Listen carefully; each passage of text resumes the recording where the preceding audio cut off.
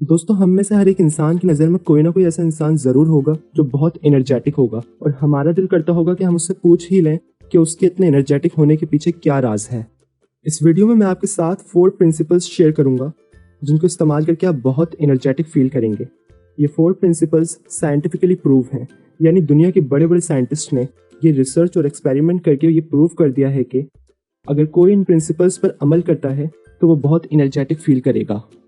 दोस्तों, इस वीडियो को अटेंशन के साथ एंड तक ज़रूर देखिएगा, क्योंकि ये वीडियो आपकी ज़िंदगी के हर दिन को प्रोडक्टिव बनाने के साथ साथ आपके गोल्स की अचीवमेंट में एक बहुत बड़ा रोल प्ले करेगी।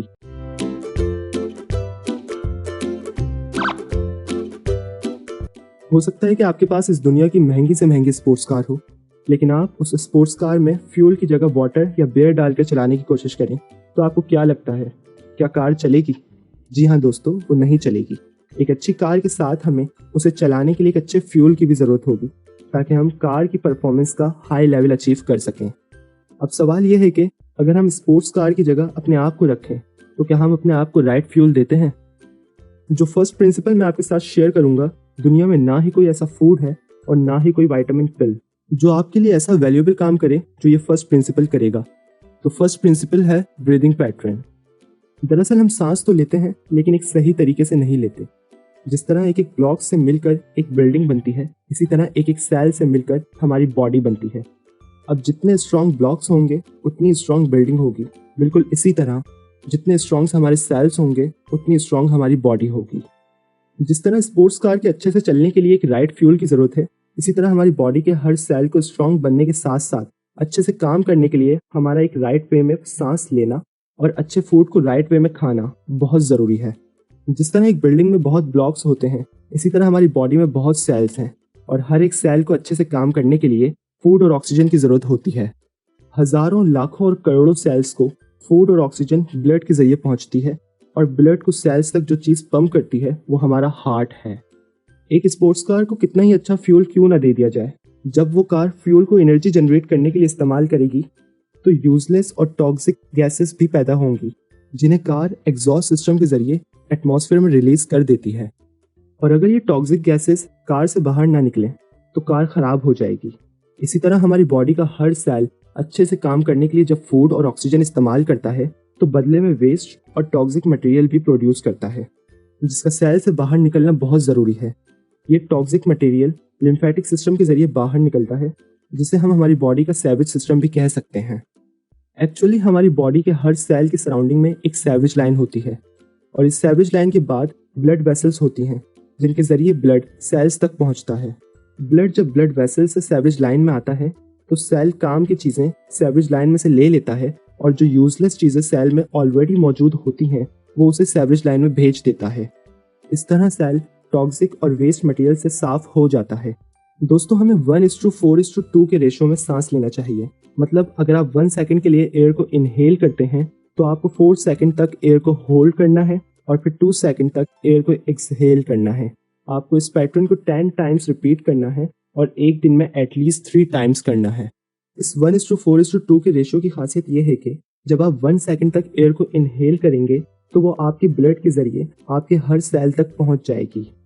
फिर जब आप एयर को 4 सेकंड तक होल्ड करेंगे तो सेल ज़्यादा से ज़्यादा ऑक्सीजन और फूड ले सकेगा और फिर जब आप 2 सेकंड्स तक आहिस्ता से एयर को एक्सहेल करेंगे तो सेल अपना सारा वेस्ट मटेरियल सैवेज लाइन में भेज देगा और ख़ुद को क्लीन करेगा। एक्चुअली ब्लड को पंप करके सेल्स तक पहुंचाने के लिए तो हार्ट मौजूद है, लेकिन जो सैवेज लाइन में टॉक्सिक चीज़ें हैं उन्हें पंप करने के लिए कोई ऑर्गन मौजूद नहीं है और ये टॉक्सिक मटेरियल हमारी बॉडी में हमारे ब्लड से 4 टाइम्स ज़्यादा है। इसलिए हमारा एयर को आहिस्ते से देर तक एक्सहेल करना बहुत ज़रूरी है। लेकिन याद रहे कि जब हम सांस अंदर लें तो एयर हमारे स्टमक में स्टोर हो, ना कि चेस्ट में। यानी जब हम सांस अंदर लें तो हमारा पेट फूलना चाहिए, ना कि सीना। This is so amazing. आप अभी इस वीडियो को स्टॉप करें और आंखें बंद करें और रिलैक्स होकर इस पैटर्न के मुताबिक सांस लें।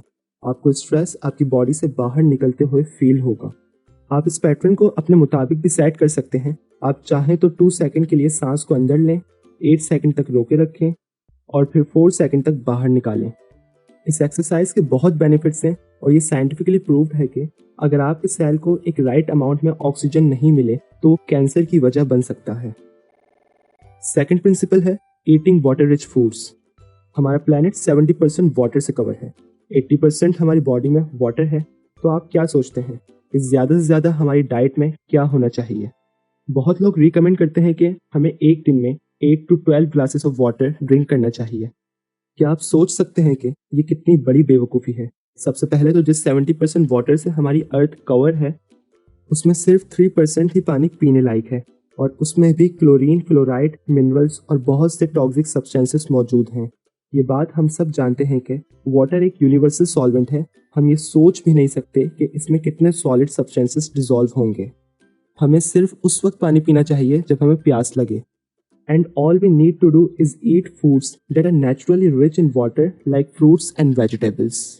हमें अपनी हर मील में सैलेड को ऐड करना चाहिए और स्नैक टाइम में फ्रूट्स का इस्तेमाल करना चाहिए। अगर हम कुदरत की तरफ देखें तो जो एनिमल्स बड़े और ताकतवर हैं वो हर्बीवोर्स हैं, लाइक गोरिल्लास, एलिफेंट्स, राइनोसोरसेस वगैरह। ये सब वो फूड्स खाते हैं जो पानी से भरपूर हैं। दोस्तों, थर्ड प्रिंसिपल है the law of controlled consumption. क्या आपको ज़्यादा खाना पसंद है? मुझे भी बहुत पसंद है। क्या आप जानना चाहते हैं कि ज़्यादा से ज़्यादा खाना कैसे खाएं? तो इसका जवाब है कि थोड़ा खाएं, ताकि आप एक लंबी ज़िंदगी जिएं और फिर इस लंबी ज़िंदगी में थोड़ा थोड़ा करके बहुत सारा खाना खाएं। जब आप एक मील फिनिश कर लें तो दूसरी मील खाने से पहले कम से कम 3.5 आवर्स का वेट करें और खाते वक्त वाटर या कोई और फ्लूइड ना पिएं, क्योंकि ये डाइजेस्टिव जूसेस को पतला कर देते हैं, जिसकी वजह से डाइजेशन का प्रोसेस स्लो हो जाता है। So the message is so simple and clear: eat less, live more. Fourth principle है effective fruit consumption. The only problem with fruit is that most people don't know how to eat in a way that allows the body effectively to use its nutrients. हमें हमेशा fruits खाली पेट खाने चाहिए। इसकी वजह यह है कि फ्रूट्स स्टमक में डाइजेस्ट नहीं होते। फ्रूट्स कुछ ही मिनट्स में स्टमक से गुजरकर स्मॉल इंटेस्टाइन में पहुंच जाते हैं और फिर वहाँ ये कम्प्लीटली डाइजेस्ट होकर हमें एनर्जी प्रोवाइड करते हैं।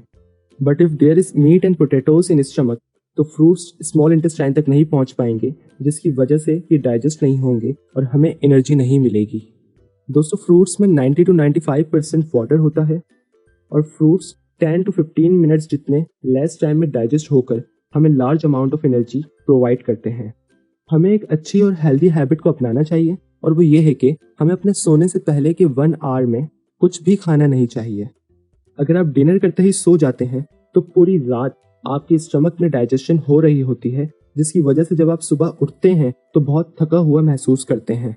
दोस्तों, आपको कैन जूसेस और वो जूसेस जो गिलास कंटेनर में बंद होते हैं बिल्कुल नहीं पीने चाहिए, क्योंकि सीलिंग प्रोसेस के वक्त जब इन जूसेस को हीट किया जाता है तो ये टॉक्सिक बन जाते हैं और बहुत सी बीमारियों की वजह बनते हैं। क्या आपके पास स्पोर्ट्स कार है? अगर है तो उसे बेच दें और एक जूसर मशीन खरीद लें, क्योंकि एक जूसर मशीन आपको स्पोर्ट्स कार से बहुत आगे लेके जाएगी। I am just kidding. लेकिन हाँ, अगर आप एक जूसर मशीन खरीदें और उसे इस्तेमाल करके रोज़ फ्रूट जूस पिए तो आपको बहुत ही कम वक्त में बहुत ज़्यादा एनर्जी मिलेगी और आप बहुत जल्दी अपने गोल्स को अचीव करेंगे। दोस्तों, अगर आप इन 4 प्रिंसिपल्स में से 2 प्रिंसिपल्स को भी फॉलो कर लें तो अपने एनर्जी लेवल में चेंज खुद फील करेंगे और बहुत जल्द वो सब अचीव करेंगे जो सब आप अचीव करना चाहते हैं। Thank you so much guys. आप वो सब कर सकते हैं जो आप अपनी ज़िंदगी में करना चाहते हैं।